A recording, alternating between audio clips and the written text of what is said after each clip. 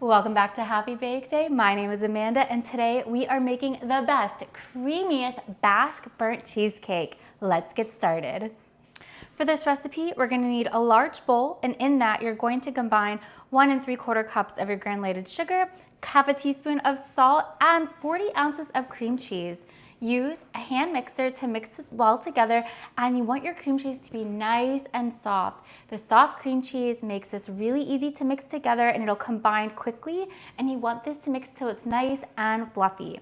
Once that's done, you're going to go ahead and add your eggs. We're going to use 5 large eggs in this recipe, but you're going to add them one at a time, mixing in between each one. Again, we want this recipe to be light, fluffy, creamy, and so you want to add your eggs one at a time, continuously mixing between each one.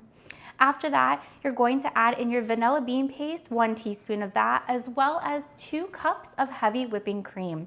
Mix everything together. Again, we want this to be creamy, fluffy, beautifully combined. Use your hand mixer on that medium to medium-high speed. And once that's done, you're going to sprinkle in a 1/4 cup of your all-purpose flour.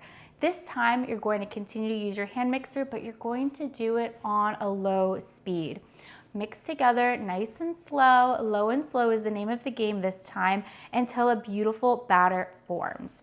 Once your batter is ready to go, you're going to go ahead and you're going to pour it into a springform pan that's 10 inches in diameter, but you make sure your springform pan is lined with some parchment paper. Make sure your parchment paper overhangs your springform pan by about 2 inches. Pour in your batter, use a spatula to smooth it on out, and then this is ready for baking. You're going to bake your Basque burnt cheesecake in a preheated oven that's been preheated to 400 degrees, and you're going to bake it for about 55 to 65 minutes. You're going to see this cheesecake get a beautiful dark golden brown crust on the top, and that is exactly what we are looking for here in this recipe. It's going to have that really classic, again, the name is Basque burnt cheesecake, so that beautiful golden brown crust. You're going to pull it out of the oven, and you're going to notice that the center is still jiggly, and that's okay. Leave it jiggly, and you're going to let it sit on your countertop to cool completely to room temperature.